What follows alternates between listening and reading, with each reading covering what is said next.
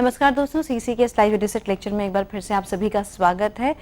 मित्रों, हमारी विशेष श्रृंखला जिसका नाम है लर्न संस्कृत बी मॉडर्न, इस श्रृंखला के अंतर्गत हम कई लेक्चर्स आयोजित करते आए हैं और जितने भी लेक्चर्स अभी तक हुए हैं इन सभी लेक्चर्स को हमने यूट्यूब पर आप सभी के लिए अपलोड किया है। निरंतर आपकी प्रतिक्रिया, आपके सुझाव, आपके प्रश्न हम तक पहुँचते रहते हैं। हम यही चाहते हैं इस श्रृंखला के संबंध में आप जितना कुछ हमसे जानना चाहते हैं हम कोशिश करेंगे कि हम अपने आगामी सेशंस में आपकी जिज्ञासा को पूर्ण कर सकें। तो मित्रों, आज भी हम इस श्रृंखला को आगे बढ़ाते हैं और लर्न संस्कृत बी मॉडर्न इस सीरीज के अंतर्गत आज भी हम संस्कृत व्याकरण पर जोर डालते हैं, संस्कृत व्याकरण सीखने की कोशिश करते हैं और हर बार की तरह अपने जितने भी सेगमेंट्स हैं वो आज के इस सेशन में भी आपके लिए हम लेकर आए हैं। बताना चाहेंगे इस सेशन के लिए एक बार फिर से हमारे साथ हमारे स्टूडियो में मौजूद हैं डॉक्टर बलदेव आनंद सागर।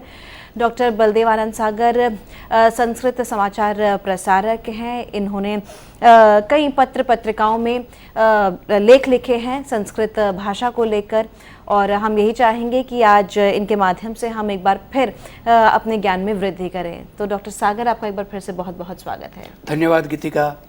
स्वागतम अत्र भवताम भवताम सर्वेषां संस्कृतानुरागिणाम। आप सबका स्वागत है और हम संस्कृतम पठ आधुनिको भव लर्न संस्कृत बी मॉडर्न इस श्रृंखला के सप्तदश व्याख्यानमिदम 17वां व्याख्यान है, जिसमें हम संस्कृत व्याकरण और एक कहानी और स्पोकन संस्कृत संभाषणम कानिचित् वाक्यानि वदामः लिखामः अपि च तस्य अभ्यासं करिष्यामः और अंत में गीता का एक श्लोक लेंगे। तो सबसे पहले मैं आपको ये कहना चाहूँगा कि अब तक हम व्यंजन संधि जो पिछले व्याख्यानों में कर रहे थे, 15वें व्याख्यान में श्चुत्व और ष्टुत्व की बात हमने की और 16वें व्याख्यान में जश्त्व और चत्व की बात की और इस व्याख्यान में हम अनुस्वार पर सवर्ण की बात करेंगे कि किस प्रकार से अनुस्वार बनता है। अनुस्वार के लिए अष्टाध्यायी के 8वें अध्याय के 3रे पाद का 23वां सूत्र है मोनुस्वारः और मोनुस्वारः इसकी व्याख्या है कि म के बाद यदि कोई व्यंजन वर्ण आए तो म के स्थान में अनुस्वार हो जाता है। अनुस्वार देवनागरी लिपि में जो अक्षर होता व्यंजन उसके ऊपर या स्वर के ऊपर हम रखते हैं। आपके सामने उदाहरण है संहारः और संहारः सम जमा हारः संहारः बनेगा। तो जो मैं कहना आपको चाहता हूं कि यह पहला नियम है, क्योंकि क्षमा करेंगे, जो अनुस्वार है उसके कई नियम है, उसमें से ये पहला नियम है जिसमें सामान्य रूप से कहा गया है कि सम जब हम लिखेंगे जो कि उपसर्ग है, 22 उपसर्ग में प्र परा अपसम अनुभाव इस तरह से, और हारः ह्री धातु से अण प्रत्यय करके हारः बनेगा। तो संहारः में म आधा करके ह के साथ जोड़ के अगर आप लिखते हैं तो व्याकरण के नियम के अनुसार चूंकि व्यंजन वर्ण ह है तो वो म जो आधा है वो अनुस्वार बन जाएगा। अनुस्वार जो नाक से बोला जाता, नेजल साउंड से। और इसी तरह दूसरा उदाहरण है सम जमा योगः संयोगः। तो संयोगः में स ऊपर अनुस्वार है, बिंदी है, वो क्यों होती है हिंदी में अगर किसी को आप पूछेंगे तो शायद वो उत्तर दे पाए, संस्कृतज्ञ को आप पूछेंगे तो वो मोनुस्वारः सूत्र कहेंगे पाणिनि अष्टाध्यायी का कि नियम है कि म जो है उसको अनुस्वार हो जाता। जो हलंत म है, म में अगर अ है तो नहीं होगा, तो हलंत जो म है उसको आगे व्यंजन वर्ण हो तो अनुस्वार हो जाता है। हरिम वंदे ये वाक्य है, हरि को मैं नमस्कार करता हूं। तो हरि शब्द जो कि ह्रस्व इकारांत पुल्लिंग शब्द अजंत पुल्लिंग कहेंगे है और द्वितीय एक वचन में हरिम बना। इसका रूप हम चला चुके हैं, हरि ही हरि हरयः, हरिम हरि हरीन।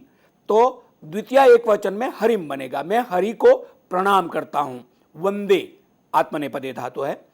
तो हरिम में म है वो आपने मकार और हलंत बना के लिखा और आगे वंदे लिखा। तो हरिम वंदे वैसे ही लिखेंगे तो वाक्य में जब लिखेंगे तो कहेंगे कि नहीं, मकार का अनुस्वार हो जाएगा हरिम, रक्त वर्ण में, लाल वर्ण में, र ऊपर री में ऊपर बिंदी, हरिम वंदे। और इसी तरह किम वा, किम शब्द है और वाह है, वो क्या इसका अर्थ होता है, अथवा क्या। तो इसमें क में की के बाद जो म है हलंत, उसको ऊपर बिंदी लग जाएगी, किम्बा ऐसे हम लिखेंगे। इस तरह से एक नियम। और उसका अपवाद है अपदांत म के उपरांत यदि अंतस्थ हयवर या अनुनासिक व्यंजन, अनुनासिक माने जो पांचवा ना हो, जैसे क वर्ग में ग है, च वर्ग में य है, ट वर्ग में अण है, त वर्ग में न है और प वर्ग में म है, वो व्यंजन अगर आए तो यह नियम लागू नहीं होता है। अब मैं आपको उदाहरण के द्वारा इसको समझाता हूं। जैसे कि गम्यते, गम धातु से भाव अर्थ में जब हम रूप चलाएंगे, गम्यते, गम्यते, गम्यन्ते, इस तरह से, तो गम धातु और यते आगे है, तो म को मोनुस्वार सूत्र के द्वारा अनुस्वार यानी ग ऊपर बिंदी होने का आदेश हुआ, लेकिन अपवाद ने कहा कि ये अपदांत म है।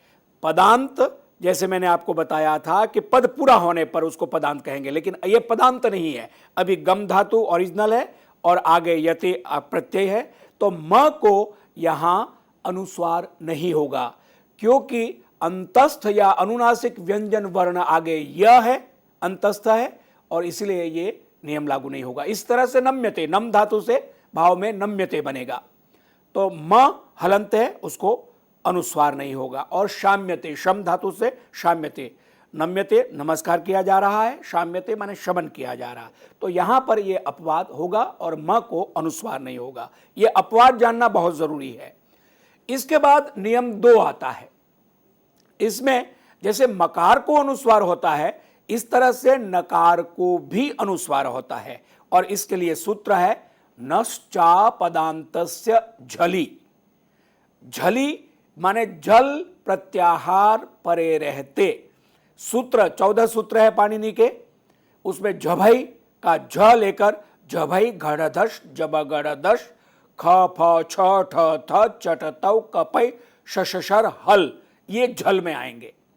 तो ये झल प्रत्याहार के वर्ण सारे परे रहते न नकार को, जो कि अपदांत हो, माने पदांत न हो। जैसे अभी म की बात कही थी, अपदांत माने जो हम रूप बनाते हैं शब्दों का, वो अपदांत जब पूरा बन जाएगा तो पदांत हो जाएगा, लेकिन जब वो बन प्रोसेस में होता है, प्रक्रिया में होता है, तो वो अपदांत माना जाता है। तो अब सूत्र की व्याख्या होगी, अपदांत न के बाद यदि अंतस्थ तथा अनुनासिक को छोड़कर कोई व्यंजन वर्ण आता है, अंतस्थ या र ल व और अनुनासिक पांचवा, ये वर्ण आता है तो न के स्थान में अनुस्वार हो जाता है।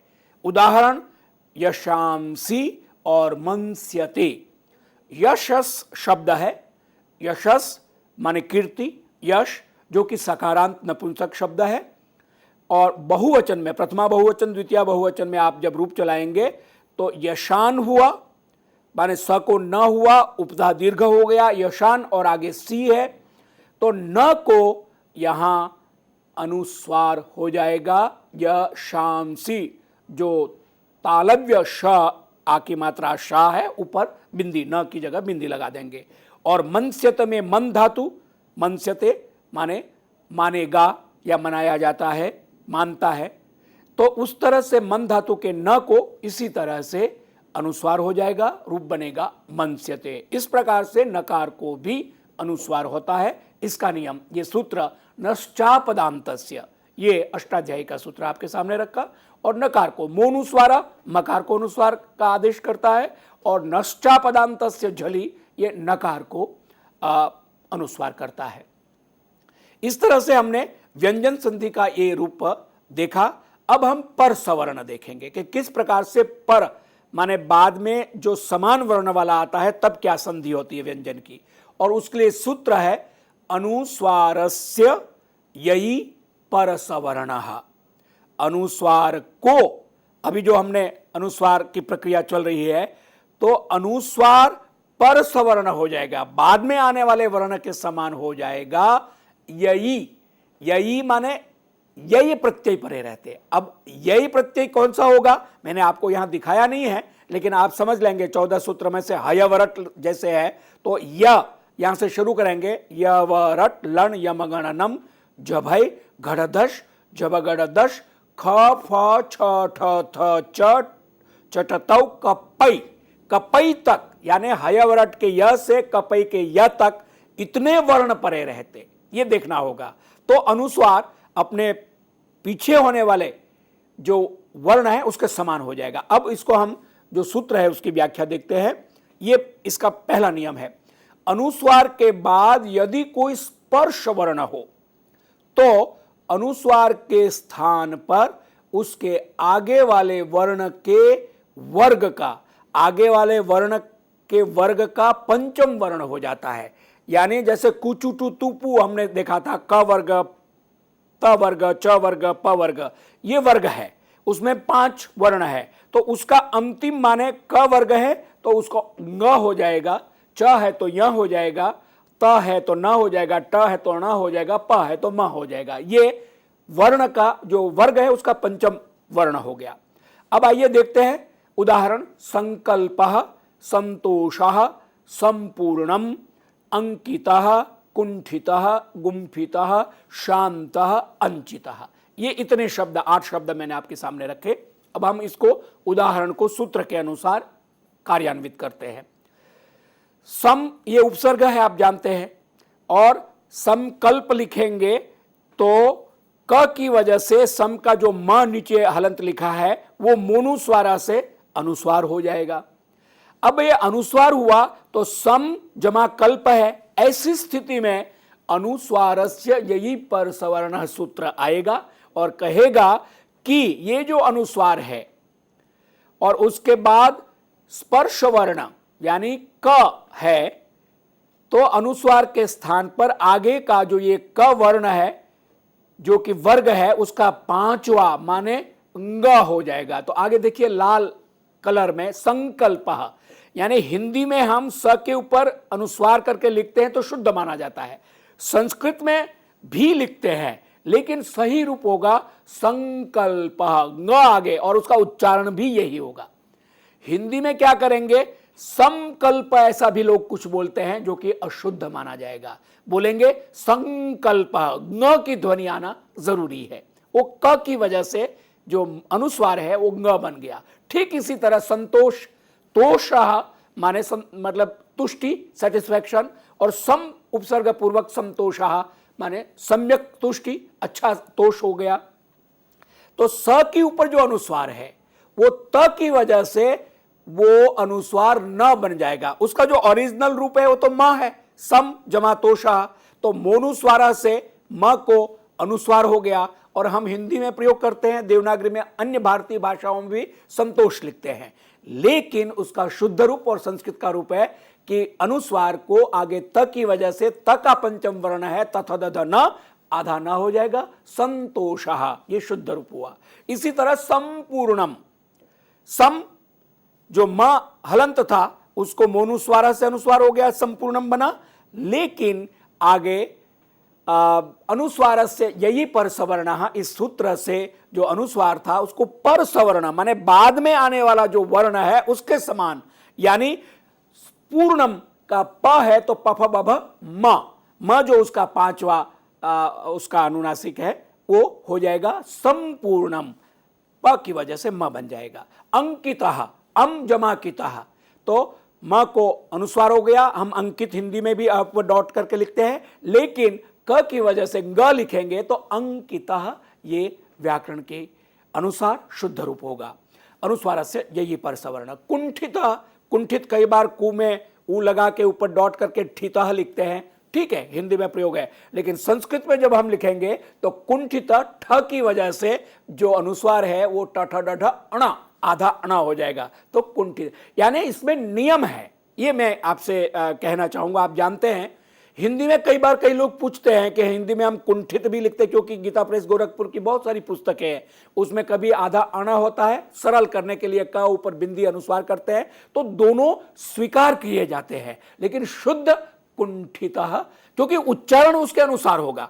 अगर उसके अनुसार नहीं होगा तो कोई न बोलते हैं, कोई न बोलते। मैं एक और उदाहरण आपके सामने यहां रखना चाहता हूं। जैसे संस्कृतम ये शब्द है, तो अंग्रेजी में जब हम लिखते हैं तो ऐसे NSKRIT लिखते हैं, एन लिखते हैं, और कुछ लोग या दक्षिण भारत के लोग एम लिखते हैं, ऐसे MKRIT संस्कृत, तो वो म बोलते हैं, और उत्तर भारतीय लोग या कुछ लोग न बोलते हैं। तो यहां यह नियम लागू होगा कि सम है, आगे क है, तो वो ग की ध्वनि होनी चाहिए क्या, लेकिन ज्यादातर वो म को मोनुस्वारः से अनुस्वार करके पर सवर्ण करते हैं, कभी पर सवर्ण नहीं करते हैं, तो म और न की ध्वनि दोनों अब एक्सेप्ट किया। लेकिन अभी कुछ दिनों पहले एक निर्णय लिया गया कि वहां म की ध्वनि ही की जाए। संस्कृत अंग्रेजी में स्पेलिंग लिखते हैं तो ऐसे MKRIT ही लिखा जाए।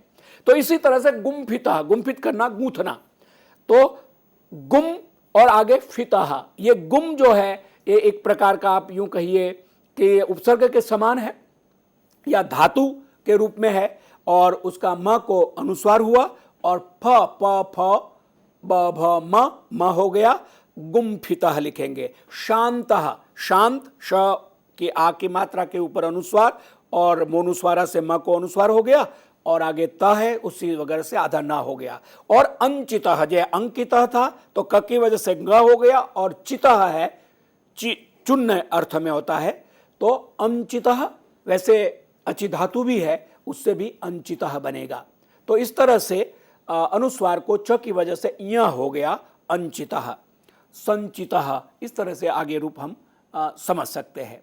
अब यहां एक विकल्प है, एक जिसको हम कहते हैं कि जैसे नियम होता है उसका अपवाद होता है, और वो विकल्प है वा पदांतस्य। जैसे मैंने आपको पहले बताया था कि ये गुम्फितः कुंठित आप लिखेंगे, लेकिन उसमें कुछ हमको ऑप्शन दिया जाता है। जैसे हमारे आजकल इलेक्ट्रॉनिक हम यूज करते हैं, मोबाइल यूज करते हैं, उसमें विकल्प मिलता है, ऑप्शन मिलता है। तो उसी तरह से संस्कृत व्याकरण में विकल्प की व्यवस्था है। वा पदांतस्य, अष्टाध्याय के 8वें अध्याय के 4थे पाद का ये 59वां सूत्र है। वा पदांतस्य, यानी पदांत अनुस्वार के बाद यह नियम विकल्प से लागू होता है, ये ध्यान में रखना है। जैसे एक वाक्य है ग्रामम गच्छति, यानी देवदत्तः ग्रामम गच्छति, अशोकः ग्रामम गच्छति, अशोक गांव जाता है, देवदत्त गांव जाता है। तो ग्रामम में कर्म हो गया, द्वितीय एक वचन हो गया, गच्छति प्रथम पुरुष की एक वचन की धातु है, ग्रामम गच्छति, गांव को जाता है, ही गोज टू विलेज। अब यहां ग्रामम में कोई अगर म को हलंत लिखेगा और आगे गच्छति है तो ये हलंत वाला जो म है वो अशुद्ध माना जाएगा, अनुस्वार हो जाएगा, मूनुस्वारा से पदांत म को अनुस्वार हो जाता है, ग्रामम गच्छति। लेकिन वा पदांत से सूत्र आके कहेगा कि ये चूंकि ग्रामम पदांत शुद्ध उसका रूप बन गया है, गच्छति पदांत है, इन दोनों के प्रयोग में ग्रामं गच्छति, जो हमने अभी अनुनासिकस्य यही पर सवर्ण सूत्र से किया था, तो ग्राम का म जो अनुस्वार किया है वो गच्छति के ग की वजह से ङ बन जाएगा, कख गंग, ग्रामं गच्छति भी शुद्ध है, और कोई ऐसा प्रयोग ना करके ग्रामम गच्छति करना चाहता है अनुस्वार के साथ तो वो भी कर सकता है। ये एक व्यवस्था वा पदांतस्य से हमको मिली विकल्प की।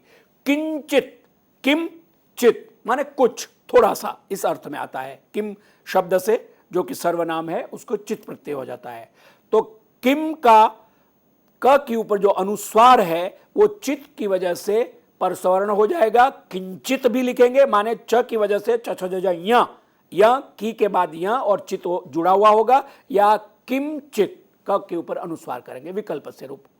और अलंकार, अलंकार ऑर्नामेंट के लिए लिखे, अलम करोति इति अलंकार शोभाम वर्धयति। तो अलंकार में अलम ल पर अनुस्वार, कारः, और उसको कार जो है वो अपदांत है, वा पदांत से पदांत हो तब विकल्प से होता। अलम अपने आप में है, कारः पदांत है, तो उसमें ल के बाद अनुस्वार क की वजह से ग बन जाएगा। अलंकारः भी लिखेंगे और अलंकारः भी लिखेंगे, तो जैसा लिखेंगे वैसा आप उच्चारण कर सकते हैं। ये व्याकरण हमको एक तब प्रकार की सुविधा और लिबर्टी देता है। इस तरह से आज के हमारे इस सेगमेंट में व्याकरण में हमने अनुस्वार और पर सवर्ण को देखा। और इस व्याख्यान के बाद हम अगले व्याख्यान में लत्व छत्व चकागम इसको हम देखेंगे। दूसरे सेगमेंट में या इसी सेगमेंट में कुछ शब्द रूप मैंने आवृत्ति के लिए रखा है कि ओकारांत पुल्लिंगवाची शब्द गो है, उसका आपको मैंने इससे पहले 16वें व्याख्यान में बताया। गौ गावौ गावः, गावम गावौ गाः, गवा गोभ्याम गोभी, गवे गोभ्याम गोभ्य चतुर्थी में तीनों रूप, गोह गोभ्याम गोभ्या, गोह गवोह गवाम षष्ठी में, और गवी गवोह गोशु सप्तमी में, हे गौ हे गावौ हे गावः इस संबोधन में। ये केवल आवृत्ति के लिए मैंने आपको नया रूप इसलिए नहीं दिया कि एक हम आवृत्ति कर रहे हैं। उकारांत संस्कृत के शब्द बहुत कम मिलते हैं वैसे, लेकिन उकारांत पुल्लिंग अगर शब्द है गो की तरह तो इसी तरह चलेंगे। और सभी ओकारांत शब्दों के रूप पर चलने की वजह से द्यो एक शब्द है, द्यो उकारांत, और ये उकारांत स्त्रीलिंगवाची शब्द है, तो इसका रूप भी हम इसी तरह से चलाएंगे गो की तरह, द्यौ द्यावौ द्यावह की तरह। अब आइए उकारांत की तरह औकारांत शब्द अगर आता है तो उसका रूप कैसे चलेगा। प्रायः उकारांत के समान है लेकिन कहीं भेद है थोड़ा सा। औकारांत पुल्लिंगवाची शब्द नौ, नौ माने नौका, नाव, बोट, नौः नावौ नावः, नावम नावौ नावः, नावा, नौभ्याम नौभिः तृतीया में, चतुर्थी में नावे नौभ्याम नौभ्यः, पंचमी में नावः नौभ्याम नौभ्यः, और षष्ठी में नावः नावोः नावाम, और सप्तमी में नावी नावो नौषु, और संबोधन में हे नौ हे नावौ हे नावः। ये औकारांत पुल्लिंगवाची शब्द है। इसका सर्वेषामपि औकारांत शब्दानाम रूपाणि एवमेव प्रचलिष्यन्ति, सभी औकारांत शब्दों का रूप चलेगा। यथा ग्लौ चंद्रमा, ये औकारांत पुल्लिंगवाची शब्द है, ग्लौ ग्लावो ग्लावा हम रूप चलाएंगे। अब कथा कौमुदी का दूसरे सेगमेंट का अवसर आ गया है। इसमें आज मैंने हमारे जो महान गणितज्ञ है आर्यभट्ट, उसकी कथा को लेकर उसके बारे में मुझे आपको बताना है कि आर्यभट्ट का भारतीय विज्ञान और भारतीय साहित्य में क्या योगदान है। आर्यभट्टस्य जन्म पाटलिपुत्रे षट्सप्तति उत्तर चतुश्शततमे 476 ख्रीष्टाब्दे अभवत्। ईस्वी संवत 476 में पटना में, पाटलिपुत्र पटना का पुराना नाम है, आर्यभट्ट का जन्म हुआ। तेन लिखितः ग्रंथः अस्ति आर्यभटीयम, उन्होंने एक ग्रंथ की रचना की है जिसका नाम है आर्यभट्ट ने लिखा, वो आर्यभटीयम। ग्रंथोयम तेन त्रयोविंशतितमे वयसि विरचिता, अपनी उम्र की 23वें वर्ष में उन्होंने इस ग्रंथ की रचना की है। बहुत यंग थे तभी ये ग्रंथ उन्होंने, इतने वो विद्वान और इतने प्रतिभाशाली थे कि वर्ष उनकी उम्र थी 23 और उसी समय इस ग्रंथ की उन्होंने रचना की। तस्य कर्म भूमि पाटलिपुत्र नगरस्य पार्श्वे खगोल नाम के स्थाने वर्तते। खगोल नाम का कोई स्थान है, अभी है कि नहीं ये अनुसंधान करने का विषय है। पाटलिपुत्र पटना के पास कहीं कोई खगोल नाम का कोई जगह है जहां उन्होंने कार्य किया, उनकी कर्म भूमि है, जहां उन्होंने अध्यापन किया, रिसर्च किया और इस ग्रंथ की रचना की है। अत्रैव तस्य वेधशाला आसीत, इसी खगोल नामक जगह पर उनकी वेधशाला, प्लेनेटोरियम, उनका प्रयोगशाला थी जिसमें वो नक्षत्र विज्ञान के बारे में सब रिसर्च और अनुसंधान करते थे। खगोल शास्त्र आप जानते होंगे, ज्योतिष के दो भाग हैं, एक फलित ज्योतिष होता है, एक गणितीय ज्योतिष होता है। फलित ज्योतिष में ग्रह नक्षत्र के अनुसार जो जिनका जन्म लग्न होता है, जो जातक जिसको बोलते हैं, जिस व्यक्ति की भी जन्म कुंडली बनाई जाती है कि उसका पैदा हुआ है उस समय क्या ग्रह नक्षत्र थे, तो उसके आधार पर जातक का फल बताया जाता कि किस वर्ष में किस स्थिति में कौन सा ग्रह होगा और क्या फल होगा। लेकिन जो गणित ज्योतिष है, जो शुद्ध गणित के मैथमेटिकल एस्ट्रोलॉजी है, उसमें जो आज पूरा विज्ञान जिस पे आधारित है, हम ऊपर नक्षत्र को लेकर उपग्रह भेजते हैं, मंगल पर उपग्रह भेजते हैं और चंद्रमा पर भेजते हैं, तो वो केवल और केवल गणित ज्योतिष पर आधारित है, नक्षत्र विज्ञान पर आधारित है, खगोल विज्ञान जिसको हम कह सकते हैं। तो उस गणितीय ज्योतिष पर आर्यभट्ट ने बहुत बड़ा काम किया। आधुनिक वैज्ञानिक, आधुनिक जो गणितज्ञ है, गणित एस्ट्रोलॉजिस्ट हैं, एस्ट्रोनॉमिस्ट है, वो अगर कहते हैं कि हमने नई खोज की है, हमारे यहाँ ग्रंथ मिलते हैं आर्यभट्टियम, इसके बारे में मैं आपको बताने जा रहा हूं। उनकी वेधशाला थी और उस वेधशाला में उन्होंने सूर्य पूर्व दिशायाम उदेति, सूर्य पूर्व दिशा में उदित होता है, पश्चिम दिशायाम च अस्तम गच्छति, और पश्चिम में वो अस्त होता है, इति दृश्यते ही लोके, ऐसा सब लोग कहते हैं कि सूर्य उदित होता है उसको ईस्ट माने पूर्व बोलेंगे, अस्त होता वेस्ट यानी पश्चिम दिशा बोलेंगे। परम न अनेन अवबोध्यमस्ति यत् सूर्यो गतिशीलः इति, लेकिन इससे हमें यह नहीं समझना चाहिए कि सूर्य गति करता है।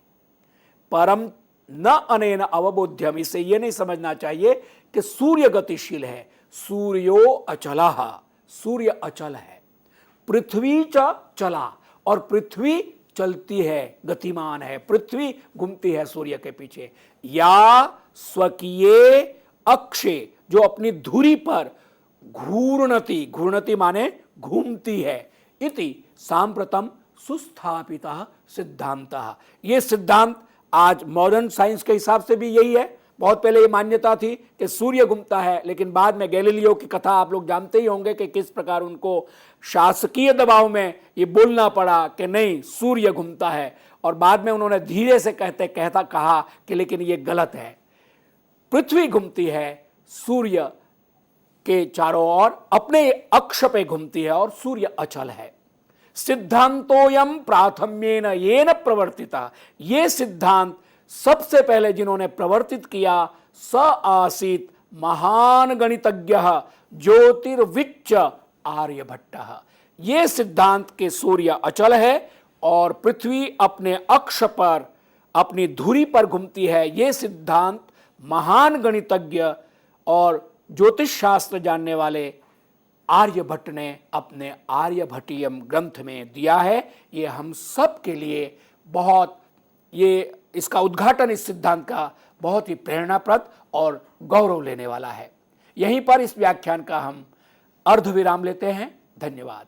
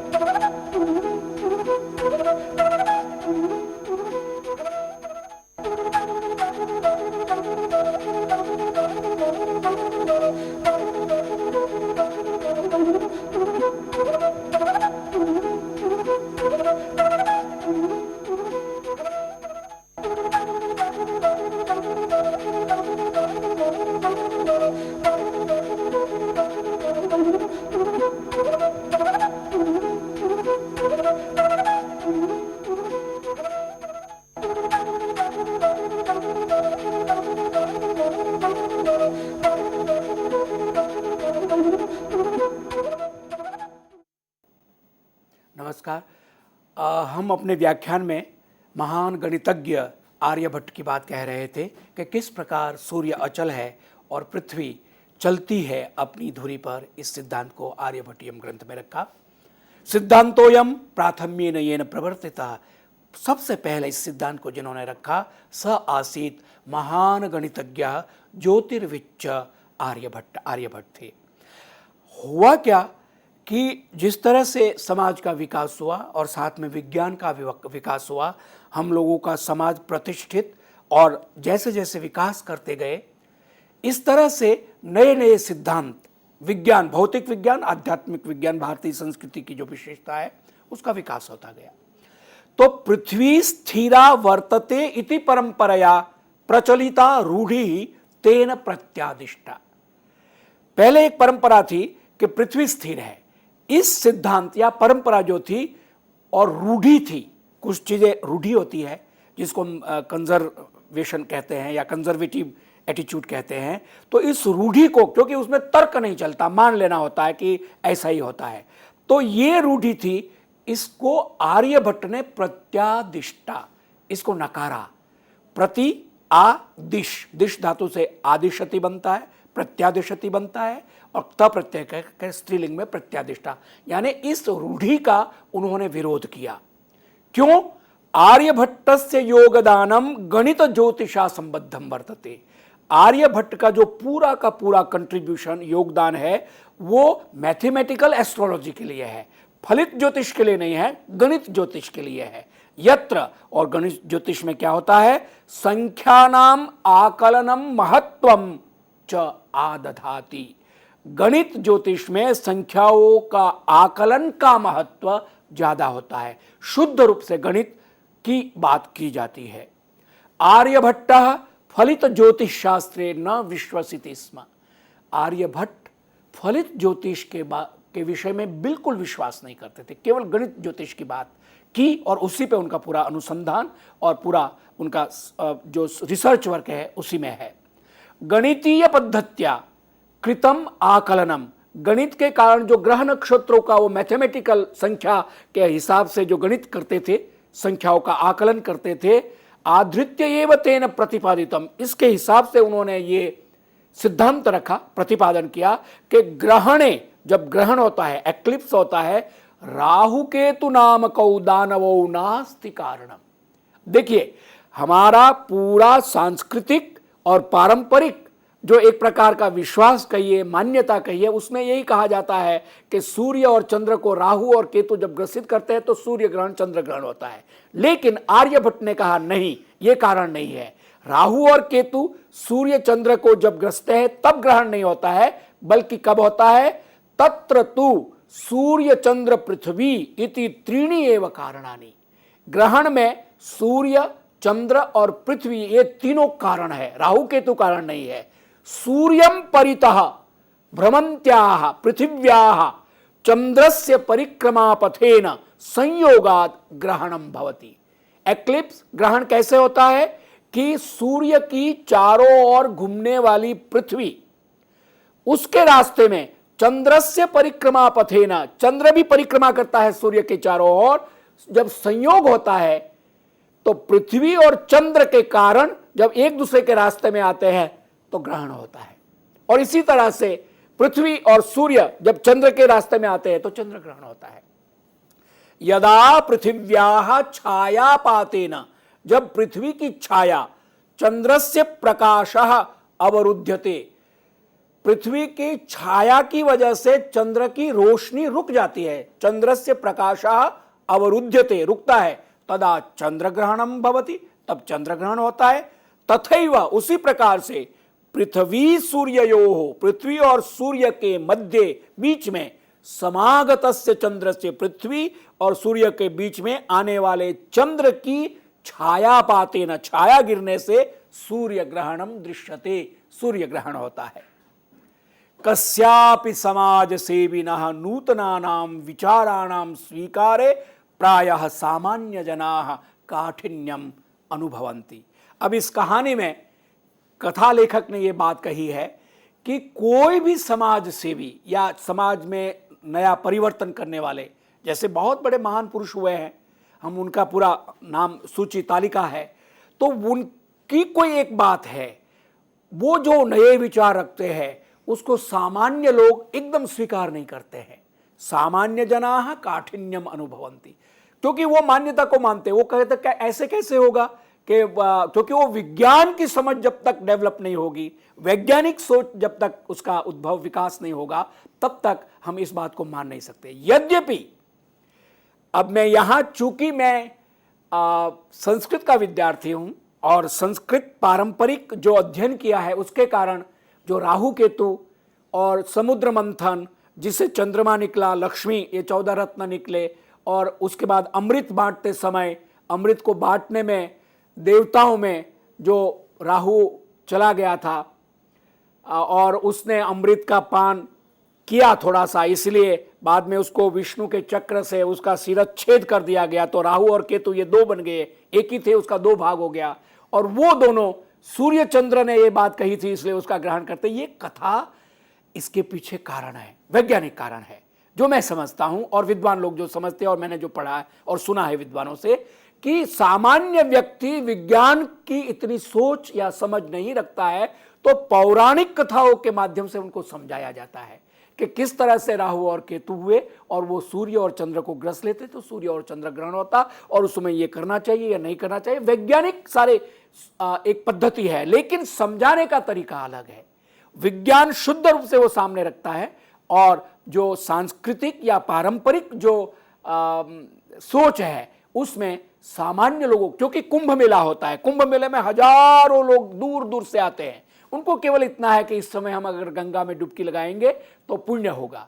क्या पुण्य होगा, कैसा होगा, उसका जो वैज्ञानिक कारण है वो समझाया जाए तो वो कहेंगे हमारी समझ में ये नहीं आता, हमें तो केवल है कि शास्त्रों ने बताया, ग्रंथों ने बताया, तो हम जाके गंगा में डुबकी लगाएंगे। तो ये भी एक महत्वपूर्ण कारण है जिसको विद्वान लोग मान्यता भी देते हैं और रखते हैं। कुछ लोग अस्वीकार करते हैं, ठीक है, बिल्कुल वैज्ञानिक है वो कहते हैं, क्योंकि बहुत सारे वैज्ञानिक है इस चर्चा में आते हैं तब कहते हैं कि हम नहीं मानते, ईश्वर को नहीं मानते हैं, चेतना को नहीं मानते हैं, परम सत्ता को नहीं मानते, हम शुद्ध प्रकृति को मानते हैं, या केवल ये कोई नहीं है इसको बनाने वाला, ऐसा मानते हैं। लेकिन भारतीय दर्शन इतना उदार है, उन्होंने आस्तिक और नास्तिक दोनों दर्शनों को मान्यता दी है। नास्तिक दर्शन हमारे यहाँ है, आस्तिक दर्शन है, तो जो नहीं मानता वो भी हमारे लिए आदरणीय और स्वीकार्य है। हम अपनी बात कहते हैं, उनकी बात सुनते हैं, वो हमारी बात को आदर दे, हम उनकी बात को आदर दे, ये भारतीय परंपरा है। तो ये वैज्ञानिक जो कारण है, हमारे यहाँ इतने बड़े विद्वान हुए हैं जिन्होंने इस बात को हमारे सामने रखा है। इसीलिए भारतीय ज्योतिष शास्त्रे तथैव आर्यभट्टस्यापि विरोधा अभवत्।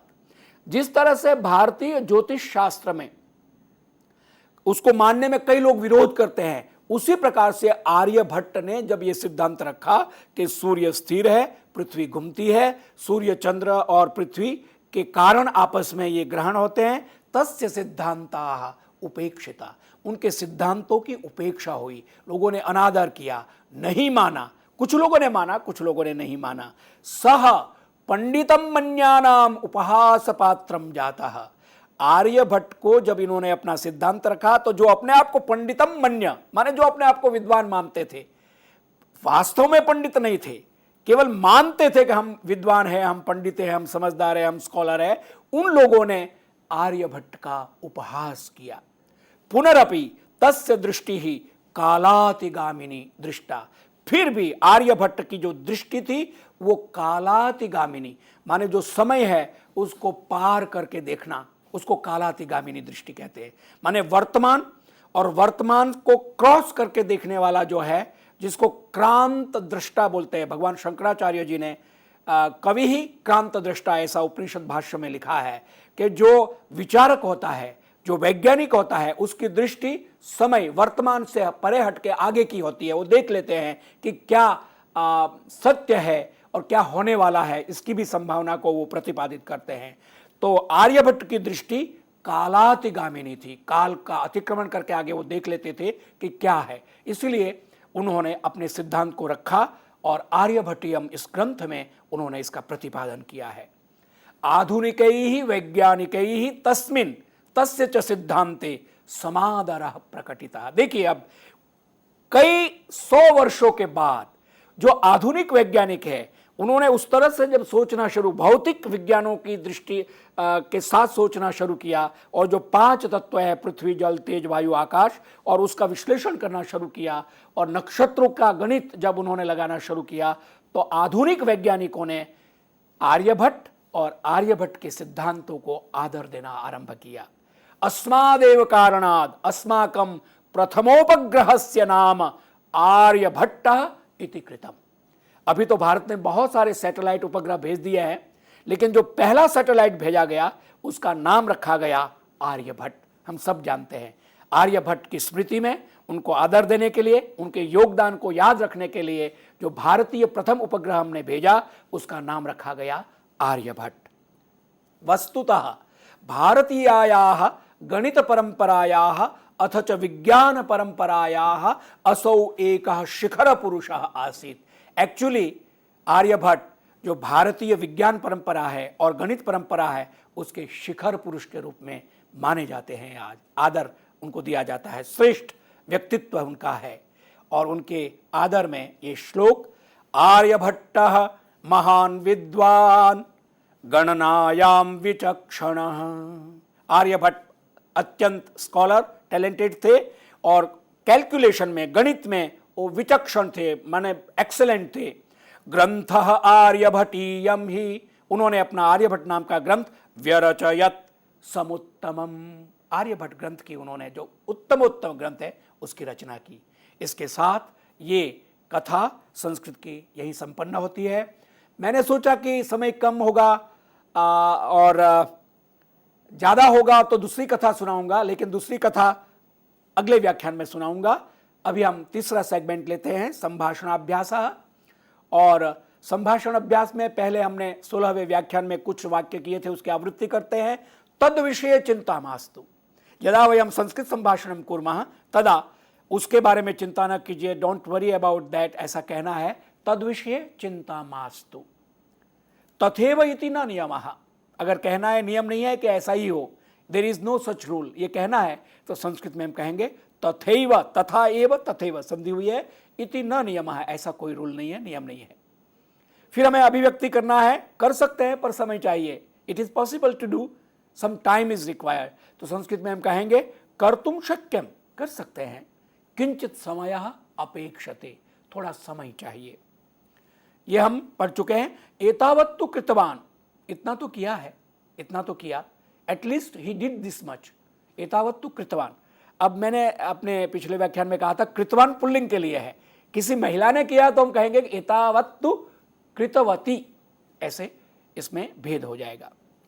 अगला वाक्य है, द्रष्टुम एव न शक्यते, देख ही नहीं सकते, it can not be seen at all. द्रष्टुम, दृष्ट धातु से तुमन प्रत्यय, एव न शक्यते, दिखाई नहीं जा सकता है, देख ही नहीं सकते हैं, वहीं कहीं होगा, ये कहना है। तत्रैव कुत्रापि स्यात्, तत्र एव, जैसे यथैव था पहले वाक्य में, वैसे तत्रैव कुत्रापि, कहीं भी होगा, it will be somewhere there, कहना है। अब नए वाक्य लीजिए, यथार्थम वदामि, जैसे कहते हैं मैं सच कह रहा हूं, मैं सच कहता हूं, I tell you the truth, तो यथार्थम वदामि, सत्यम वदामि, उचितम वदामि, ये सब पर्यायवाची शब्द। वदामि वद धातु का उत्तम पुरुष एक वचन रूप चलते हैं, आप चलाते होंगे, वदति वदतः वदंती वदसी वदथ वदथ वदामि वदावह वदाम, माने एक वचन में वदामि मैं बोलता हूं, दो होंगे वदावह हम दोनों बोलते हैं, और हम सब कहते हैं वदामह, ऐसे रूप, तो यथार्थम वदामि। गोस्वामी तुलसीदास जी का एक श्लोक मुझे याद आ रहा है। उन्होंने तो रामचरितमानस की रचना की है जिसमें अवधी है, ब्रजभाषा है, भोजपुरी, मैथिली और उर्दू का भी प्रयोग किया। संस्कृत के महान विद्वान थे। उनका एक श्लोक है, सत्यम वदामि। भगवान राम को प्रार्थना करते हैं तो वो कहते हैं कि मैं सत्य कहता हूं, सत्यम वदामि, और ये जो मेरी इच्छाएं हैं, वासनाएं हैं, उनको दूर कीजिए। इस तरह से वो प्रयोग संस्कृत का, उनका अच्छे जितने भी श्लोक है वो सरल संस्कृत के हैं। तो यथार्थम वदामि, सत्यम वदामि, इस तरह से हम कह सकते हैं। एवं भवितुम अर्हति, ऐसा हो सकता है, इट मे बी सो, ऐसा कहना, तो एवं भवितुम अर्हति, ऐसा हो सकता है। कदाचित एवं अपि स्यात्, कभी कभी ऐसा भी हो सकता है, ऐसे वाक्य की अभिव्यक्ति करना है। Perhaps it can also be like that, तो कदाचित, कदाचित एवं अपि स्यात्, एवं अपि स्यात्, एवं अपि स्यात्। अगला वाक्य है, किम अहम तावदपि न जानामि, क्या मैं इतना भी नहीं जानता, do I not know even that much, तो किम अहम तावदपि न जानामि, ये आप कोई पुरुष भी बोलेगा तब भी यही बोलेगा, कोई महिला बोलेगी तब भी यही कहेगी, किम अहम तावदपि न जानामि। क्यों कि यहां जानामि जो क्रिया है वो पुरुष और स्त्री दोनों के लिए समान है। केवल विशेषण हो या सर्वनाम हो या कारक हो तो वहां भेद आता है। इसलिए किम अहम तावदपि न जानामि दोनों प्रयोग कर सकते हैं, लेकिन हिंदी में नहीं। हिंदी में अगर महिला कहेगी तो कहेगी क्या मैं इतना भी नहीं जानती, वो जानता नहीं कहेगी। भाषा में जो अंतर है आप जानते हैं। कौन नहीं चाहता, हु डज नॉट विश, इसके लिए संस्कृत में कहेंगे कह न इच्छति, कौन नहीं जानता। अब ये पुल्लिंग का प्रयोग है। अब इसमें स्त्रीलिंग में होगा का न इच्छति, कौन महिला नहीं चाहती, माने कौन महिला, तो वो का आ जाएगा। कह कहेंगे तो पुरुष, का कहेंगे तो महिला। और कोई नपुंसक है तो किम आ जाएगा, किम न इच्छति। तत्र गत्वा किम करोति, वहां जाकर क्या करते हैं। ये प्रश्नवाचक अगर वाक्य कहना है, what does he do having gone there, अगर ऐसा कहना है तो तत्र गत्वा। ये आप जानते होंगे तत्र, यत्र, कुत्र, सर्वत्र, ये जो त्र लगता है वो सप्तमी विभक्ति में ये अव्यय लगता है, अव्यय बन जाता है ये प्रत्यय लगने के बाद। तो तत्र माने वहां, अत्र माने यहां, कुत्र माने कहां, यत्र माने जहां, सर्वत्र माने सभी जगह। तो इस तरह से तत्र गत्वा किम करोति, वहां जाकर वो क्या करता है, इस अर्थ में। अगला वाक्य है पुनः आगच्छन्तु, प्लीज कम अगेन या प्लीज डू कम अगेन, जो भी आप कहना चाहते हैं अंग्रेजी में।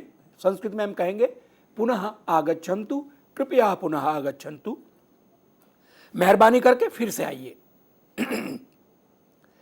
आगच्छन्तु बहुवचन की क्रिया है। आगच्छतु लोट लकार प्रथम पुरुष एक वचन का रूप है। आगच्छतु, आगच्छताम, आगच्छन्तु, इस तरह से इसके रूप चलेंगे। पुनः तो आप जानते ही है, प्लीज कम अगेन, और मेहरबानी करके फिर से आइए। अगला वाक्य है मम कोपि क्लेशः नास्ति, जैसे कहना है मुझे कोई कष्ट नहीं, मुझे कोई तकलीफ नहीं है। जैसे चिंता मास्तु हमने प्रयोग किया था, कोई चिंता मत कीजिए, मुझे कोई तकलीफ नहीं है। तो मम कोपि क्लेशः, अगर यहां मम भी आप हटा देंगे, कोपि क्लेशः नास्ति, कोई तकलीफ नहीं है, I don't have any difficulty, आप प्रयोग कर सकते हैं। एतत् कष्टकरम न, ये कठिन नहीं है या ये बहुत ज़्यादा परेशान करने वाली बात नहीं है। दिस इज नॉट ट्रबलसम कहना है तो एतत् कष्टकरम न, ये सामान्य में। और संस्कृत में सामान्य जब कोई बात कहना होता है साधारणतया, तो उसमें नपुंसक लिंग होता है। एतत् कष्टकरम न, ये तकलीफ देने वाली चीज़ नहीं है। लेकिन कोई पुरुष है तो एषः कष्टकरः न, या महिला है तो एषा कष्टकरी न, इस तरह से इसका रूप चलेगा। इस प्रकार से हमने अस्माभिः किंचित अभ्यासः कृतः संभाषित संस्कृतस्य, केन प्रकारेण अस्माभिः एतानि वाक्यानि प्रयोक्तव्यानि दैनंदिन संभाषणे, डे टू डे जब हम बोलते हैं संस्कृत, तब हम इन वाक्यों का कैसे प्रयोग करेंगे। अगर हम अभ्यास करते हैं तो आसानी से कुछ अभ्यास करने के बाद हम बोलचाल की संस्कृत में इनका प्रयोग सरलतया वयम एतेषां वाक्यानां प्रयोगं कर्तुं पारयामः। अन्यानि अपि त्रीणि वाक्यानि सन्ति। भोः किम् आनीतवान्, अरे क्या लाए हैं। Oh what did you bring, है ना, भो संबोधन में है। भो, अरे, हे, ये शब्द संबोधन के हैं। किम आनीतवान, अब आनीतवान में स्त्रीलिंग में आनीतवती हो जाएगा, किम आनीतवती, है ना। व्हाट डिड यू ब्रिंग, अरे क्या लाए हैं, और हिंदी में अरे क्या लाई हैं आप, इस तरह से। अगला वाक्य है आपको किसने कहा, हु टोल्ड यू, ये कहना है भवंतम कह उक्तवान। अब यही वाक्य है आपको किसने कहा। अब संस्कृत की वजह से हिंदी में भी आपको किसने कहा, ठीक है, तीनों लिंग में चलेगा। संस्कृत में भवंतम कह उक्तवान, भवंतम का उक्तवती, ये दोनों होगा, और नपुंसक में भवंतम किम उक्तवत, ऐसा हो जाएगा। और इसी तरह से भवंतम में अंतर आ जाएगा, भवतीम कह उक्तवान, भवतीम का उक्तवती, इस तरह से। ये केवल मैं इसकी विविधता के बारे में आपको बता रहा हूं कि जब संस्कृत में आपका प्रवेश हो जाए और अभ्यास हो जाए तो किस तरह से बोलना है जेंडर के अनुसार, वो शुद्ध रूप से आप बोल सकते हैं। बोलचाल की जो भाषा है बोली है उसमें तो कम वैसे ध्यान रखा जाता है, लेकिन संस्कृत चूंकि संस्कृत है और गणितात्मक है, तो शुद्ध रूप से बोलने के लिए प्रत्येक कर्ता में, कर्म में, क्रिया में कहाँ रूप, कहाँ विभक्ति, कहाँ वचन, इसका ध्यान रखना होता है, जो कि अभ्यास साध्य है, प्रैक्टिस से ही आ सकता है। और अंतिम वाक्य है किंचित अनंतरम आगच्छेत, कोई आया है, उसको कहना है कुछ देर के बाद आप आए, या कुछ बाद में देर से आप आएंगे या आएगा वो, ये कहना है। She may come after some time और he will come after some time, ये कहना है। तो किंचित अनंतरम आगच्छेत, वो कुछ समय बाद आए, क्योंकि आगच्छेत ये आपका विधिलिंग का प्रयोग है। गच्छेत गच्छेताम गच्छेयु, पठेत पठेताम पठेयु, पढ़े जाएं करे। जैसे धर्मम चर, हम बोलते सत्यम वद धर्मम चर, ये आदेश वाक्य है, विधि वाक्य है। तो इस तरह से किंचित अनंतरम आगच्छेत, कुछ समय के बाद आए, ये कहना है। तो उसमें संस्कृत में इस तरह से, जैसे अंग्रेजी में मे और विल हम प्रयोग करते हैं, हिंदी में आए आएगा, इस तरह से प्रयोग करते हैं। अब हम गीताभ्यास के साथ थोड़ा सा अपने व्याख्यान को संपूर्ति की ओर ले जाते हैं। गीता का एक श्लोक लेते हैं। हमने पहले बहुत स्लो गति से इसका आरंभ किया था, जिसमें विस्तार से गीता में श्लोक की सब व्याख्या की थी, जिसमें 7वां और 8वां श्लोक पहले लिया था। अस्माकं तु विशिष्टा ये तान निबोध द्विजोत्तमे नायका मम सैन्य से संज्ञार्थम तान ब्रवीमिते। ये दुर्योधन जाकर द्रोणाचार्य के पास कहता, भवान भीष्मश्च कर्णश्च कृपश्च समितिंजय अश्वत्थामा विकर्णश्च सोमदत्तिस्तथैव च। वो कहते हैं आप है, द्रोणाचार्य है, भीष्म है, कर्ण है, कृप है, समितिंजय है, अश्वत्थामा है, विकर्ण है, सोमदत्ति, सबके नाम गिनाते हैं।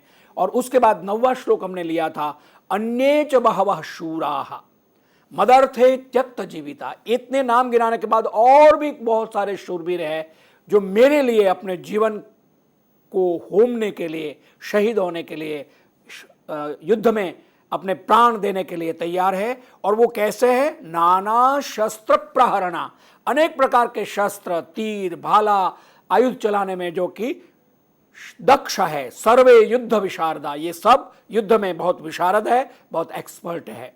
अब इसके श्लोक की हम व्याख्या और इसका अभ्यास करते हैं। पहले इसका अन्वय करें। संधि विच्छेदान कृत्वा समासानाम पदानि च दर्शयित्वा पुनर्लिखतु। तो अव्यय करने में हम क्या करते हैं? संधि विच्छेद कर देते हैं। अन्ये च बहवः शूराः मदर्थे, मत अर्थे, मदर्थे त्यक्त जीविताः नाना शस्त्र प्रहरणा, समस्त पद है पूरा। सर्वे, सर्वधातु का प्रथमा बहुवचन का रूप है। युद्ध विशारदाः, ये सर्वे का विशेषण आप कह सकते हैं। अब इसकी हम व्याख्या करते हैं कि धातु से कैसे रूप बनाया, क्रिया विशेषण, क्रियापद क्या है। तो अन्ये च बहवः शूराः मदर्थे त्यक्त जीविताः सन्ति, ये पूरा वाक्य होगा। सन्ति का अध्याहार करना होगा कि बहुत सारे और शूरवीर जो मेरे लिए अपना जीवन त्यागने को, यानी मरने मारने को युद्ध में तैयार हैं, वो यहां खड़े हैं। अत्र अध्याहृतम अकर्मकम क्रियापदम सन्ति, यहां हमने अध्याहार किया है अकर्मक क्रियापद का, संति का, जो कि प्रथम पुरुष बहुवचन का रूप है। अस्तिस्तः सन्ति, असिस्थस्थ, अस्मि, स्व, स्व, ये रूप चलता है इस धातु का। तो युद्ध विशारदा सर्वे सन्ति, ये वाक्य पूरा बनेगा। यहां कर्तृपद बहवः है, ये करता है, और शूरा ये पूरक है। मदर्थे त्यक्त जीविताः शूराः। सर्वे नाना शस्त्र प्रहरणाः युद्ध विशारदाः सन्ति, यहां हमने अध्याहार किया पुनः संति का, और सर्वे कर्तृपद है, पूरक नाना शस्त्र प्रहरणा है, और उसका विशेषण है युद्ध विशारदाः। अब हम इसका विश्लेषण करते हैं, समास की व्युत्पत्ति करते हैं। अन्य, ये अन्य शब्द जिसको अदर के लिए प्रयोग किया जाता है, सर्वनाम विशेषण है, पुल्लिंग में है, और प्रथमा विभक्ति बहुवचन में अन्यः, अन्यौ, अन्ये, अन्यम, अन्यौ, अन्यान, ऐसे रूप चलेगा। तो ये प्रथमा विभक्ति का बहुवचन का रूप अन्य। और च आया है तो ये अव्यय है, और के अर्थ में आता है, एंड के अर्थ में आता है। बहवः बहु शब्द मैंने के लिए है, जो अनिश्चित संख्यावाचक विशेषण है। बहुत सारे, 2 भी हो सकते हैं, 2000 भी हो सकते हैं, 200 भी हो सकते हैं। पुल्लिंग में इसका प्रयोग हुआ है, क्योंकि बहु, बहु बहवः उकारांत पुल्लिंग की तरह रूप चलेगा ये, और जैसे गुरु या भानु की तरह। लेकिन स्त्रीलिंग में अगर बहु शब्द का प्रयोग, क्योंकि ये सामान्य लिंग बहु, बहवी, और नपुंसक में भी बहु चलेगा। संख्यावाचक है तो उसका विशेषण बदलता रहे, तीनों लिंग में होगा। तटः, तटी, तटम की तरह। तो जब स्त्रीलिंग में होगा तो बहवी हो जाएगा, बहुत सारी महिलाएं, तो बहव्यः महिला ऐसा अभिव्यक्ति करेंगे। तो ये विशेषण है, यहां पुल्लिंग में है, प्रथमा विभक्ति बहुवचन में बहवः बनेगा। शूराः, शूर शब्द अकारांत पुल्लिंग शब्द है, ब्रेव के लिए ये विशेषण है। पुल्लिंग में प्रथमा विभक्ति बहुवचन में शूरः शूरौ शूराः, शूराः रूप आपके सामने रखा। मदर्थे, मदर्थ माने माय पर्पस, मेरे लिए, ये समस्त पद है, सामासिकम पुल्लिंग वाचक शब्द है। सप्तमी विभक्ति एक वचन में, मदर्थ मदर्थो मदर्था, इस तरह सप्तमी में मदर्थे मदर्थयो मदर्थेषु, तो सप्तमी एक में, मेरे लिए ये अपने प्राण की आहुति देने के लिए तैयार है। मम अर्थ मदर्थ, अब मदर्थ शब्द कैसे बनेगा इसकी हम व्युत्पत्ति करते हैं। समास, बहुव्रीहि समास, तत्पुरुष समास, द्वंद्व समास, ये सब समास के नाम है। जब भी अवसर मिलेगा हम इसके बारे में भी थोड़ा आगे विस्तार से अपने व्याख्यान में बताएंगे। तो मदर्थ षष्ठी तत्पुरुष समास है। मम अर्थ मदर्थ, मम शब्द वो अस्मद शब्द के षष्ठी एक वचन का रूप है, जिसमें अहम आवाम वयम और मम आवाम अस्माकम बनता है। तो यहां समास है, उपपद जब हम इसको लगाएंगे तो मत शब्द का इसमें आदेश हो जाएगा और मदर्थ शब्द बनेगा। मम अस्मद प्रोनाउन जो है, pronoun of first person I का है, सर्वनाम पुल्लिंग है, षष्ठी विभक्ति एक वचन है, और अर्थ शब्द ये पर्पस के लिए, अर्थ के बहुत सारे अर्थ होते हैं, और पुल्लिंग में ये है अर्थः, प्रथमा विभक्ति एक वचन में अर्थ मदर्थ और सप्तमी में मदर्थे। त्यक्त जीविताः, अब one who has sacrificed one's life, त्यक्त जीवित, त्यक्त त्यज धातु से त्यक्त बनेगा, जीव धातु से जीवित बनेगा, दोनों का समास किया हुआ है। सामासिक विशेषण पुल्लिंग में, प्रथमा विभक्ति बहुवचन में त्यक्त जीविताः। अब त्यक्त कैसे बनेगा, जीवित कैसे बनेगा, इसकी व्याख्या करते हैं। त्यक्तम जीवितम येन सह त्यक्त जीविता, बहुव्रीहि समास हुआ। त्यक्तम त्यज धातु जो कि परस्मैपदी पदी है, टू लीव, टू सैक्रिफाइस, ये धातु उससे कर्म में प्रयोगवाचक भूतकाल विशेषण त्यक्त बनेगा, त प्रत्यय करके, माने सैक्रिफाइस।